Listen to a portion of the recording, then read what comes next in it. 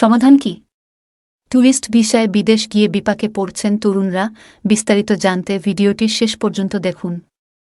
অভাবের সংসারে সুখ আনতে ঋণ করে বা জমি বিক্রি করে অসহায় তরুণরা বিদেশে পাড়ি দিচ্ছেন। কিছু অসৎ রিক্রুটিং এজেন্ট ও দালালদের ফাঁদে পা দিয়ে তাদেরকে কাজে লোভ দেখিয়ে ট্যুরিস্ট ভিসায় বিদেশে নিচ্ছেন। বিদেশে গিয়ে এসব তরুণা নিদারুণ বিপাকে পড়ছেন, কিন্তু তারপরও বাংলাদেশ থেকে ট্যুরিস্ট ভিসায় বিভিন্ন দেশে কর্মী যাওয়ার ঘটনা দিন দিনই বাড়ছে। কয়েকটি চক্র মিলে এই কাজ চালিয়ে যাচ্ছে দিনের পর দিন।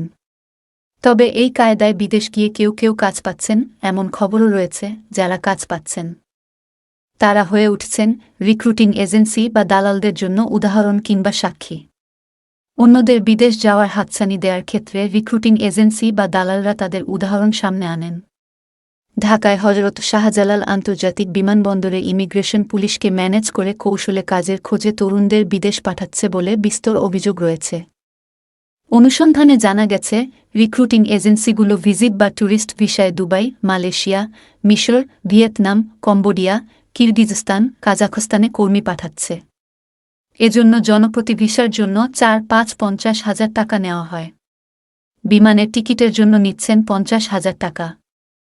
হজরত শাহজালাল আন্তর্জাতিক বিমানবন্দরে ইমিগ্রেশন পুলিশকে ম্যানেজ করতে আরও ২-০-৪-০ হাজার টাকা নেওয়া হয়।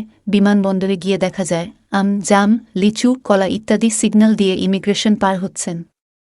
অনেক এয়ারলাইন্স কর্তৃপক্ষ এর সঙ্গে জড়িত বলে অভিযোগ রয়েছে। আর দুবাই যাওয়ার জন্য নো ব্যাগ ভিসা অনেকের কাছেই জনপ্রিয়। চাকরি পাওয়া অনিশ্চিত জেনেও ঝুঁকি নিয়ে বিদেশে পাড়ি জমাচ্ছেন তারা। দুবাইয়ে বাংলাদেশি কর্মী নিয়োগ বন্ধ থাকায় অনেকেই ভিজিট ও ট্যুরিস্ট ভিসায় সেখানে কাজ করার সুযোগ খুঁজছেন। তাদের মধ্যে কেউ কেউ আবার এই পথে ইউরোপে যাওয়ার পথ খুঁজে পান। ট্যুরিস্ট ভিসায় বিদেশে যেতে হলে ফিরতি টিকিট লাগে। এই কারণে এয়ারলাইন্সগুলো দামি টিকিট দেয়।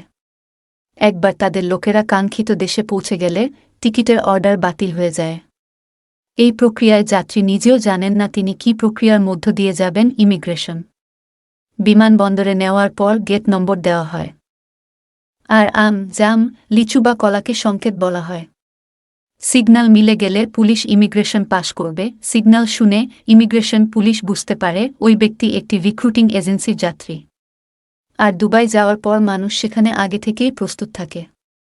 যাত্রীকে বিমানবন্দর থেকে হোটেল বা বাসভবনে নিয়ে যাওয়া হয়।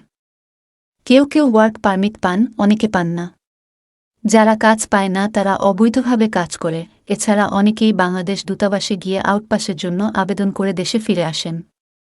শরীয়তপুরের আব্দুর রহমান, মাদারীপুরের সোহরাব হোসেন, কুমিল্লা বুড়িচংয়ের শাহাদাত মিয়া, পিরোজপুরের আব্দুর রশিদের সঙ্গে কথা বলে জানা যায় ট্যুরিস্ট ভিসায় বিদেশ যাওয়ার দুর্ভোগের গল্প।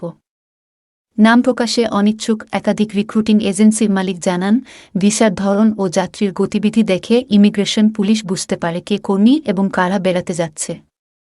সন্দেহভাজন কাউকে দেখলে আটক করে জিজ্ঞাসাবাদ করে ফেরত দেয়। এই অবস্থায় বিভ্রান্তি এড়াতে চুক্তির আওতায় কোড ওয়ার্ড ব্যবহার করে কাজ করছে রিক্রুটিং এজেন্সিগুলো।